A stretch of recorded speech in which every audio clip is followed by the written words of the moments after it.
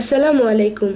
হে বিশ্ববাসী, আমি নুসরাত জাহান সামিয়া আবার আপনাদের সামনে উপস্থিত হইলাম বিশ্বদাত্রী জ্ঞান সঞ্চার দরবার শরীফ হইতে আমার পিতা গ্রন্থ থেকে একটি আলোচনা নিয়ে। সকলে আমার আলোচনাগুলো মনোযোগ সহকারে শুনবেন। আজকে আমি আপনাদের সামনে যে আলোচনাটি করব সেই আলোচনাটির হেডলাইন হলো শবে কদর কি। শবে কদর নিয়ে কিছু তত্ত্ব আলোচনা। শবে কদর কি? শবে কদর হলো এক সম্মানিত রাত, যেই রাত্রিতে নবীজির কাছে কোরআন নাজিল শুরু হয়েছিল। ওহি ইলহাম দ্বারা সেই রাত্রিটি শবে কদর রাত্রি ছিল বা সম্মানিত রাত্রি ছিল। আর সেই সম্মানিত রাত্রিটি আমরা বছরে একবার পালন করে থাকি।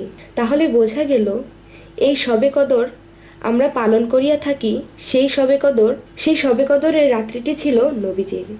তাহলে আমি যাহা বুঝতে চাই তাহা হলো আল্লাহ নবীজিকে দোস্ত বলে ডেকেছিল।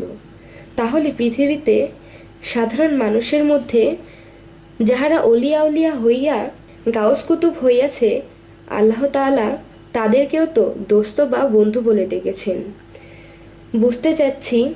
বুঝতে চাচ্ছি অলিয়া উলিয়াদেরও তো শবে কদর আছে। সেই শবে কদর মানুষের জীবনেও কামাই করিয়া নিতে হবে। আপনি যদি কামাই করে নিতে পারেন তাহলে আপনার কাছেও শবে কদর বা সম্মানিত রাত্রি আসতে পারে। যদি আমাকে কোনো ব্যক্তি জিজ্ঞাসা করে ওহির দরজা বন্ধ, ওহি আর আসবে না, তাহলে আমি বলবো ওহি নবীজির কাছে কে আনতো? জিব্রাইল ফেরেশতাই আনতো। তাহলে নবুয়াত শেষ হইয়া গিয়াছে, সাথে সাথে ওহিও কি শেষ হইয়া গিয়াছে? না, এখনো ওহি শেষ হয়ে যায় নাই। কেননা নবীজির মানবদেহটা ইন্তেকাল করিয়াছিল আর নবুয়াতও খতম হইয়া গিয়াছিল। যে জিব্রাইল ওহি আনতো সে তো এখনো ইন্তেকাল করে নাই। আপনার কথাই যদি সত্য হয় তাহলে জিব্রাইল এখন কি করে? আল্লাহ তাআলা কি জিব্রাইলকে আকাশে বসাইয়া রাখিয়াছেন? না, একদম না। কখনো অলিয়া উলিয়াদের কাছে জিব্রাইলের মাধ্যমে ওহি ইলহাম আসিতেছে। নবুয়াতের যুগে নবী পয়গম্বর যাহারা ছিল তাহারা ইলহাম দ্বারা শিষ্য ভক্ত বা সাহাবাদেরকে পরিচালনা করত এবং শিক্ষা দিতেন।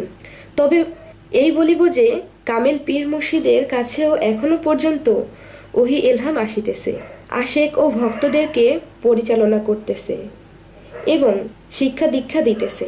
যেমন ওহি ইলহাম প্রাপ্ত ছাড়া নবী পায়গম্বর হইতে পারে না, তেমন পীর আউলিয়াদের কাছে যদি ওহি ইলহাম না আসে তাহলে তারাও পীর আউলিয়া হইতে পারে না।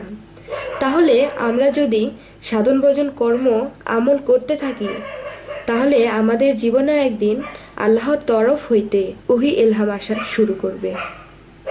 আর তখনই আমরা এরপর হইতে আল্লাহর পক্ষ হইতে প্রতিদিনের খবর প্রতিদিন পাইতে শুরু হইয়া যাবে। ততদিন পর্যন্ত আল্লাহর তরফ হইতে কোনো খবর বা ওহি পাব না। তাই বলি, আল্লাহ আমাদেরকে তৌফিক দান করুন যেন আমরা শবে কদর লাভ করিতে পারি। এই বলে আমি আমার আলোচনা শেষ করছি। সকলে ভালো থাকবেন, সুস্থ থাকবেন এবং আমাদের ভিডিওগুলো যদি আপনাদের ভালো লাগে আমাদের চ্যানেলটিকে সাবস্ক্রাইব করে আমাদের সাথেই থাকবেন। আল্লাহ হাফেজ।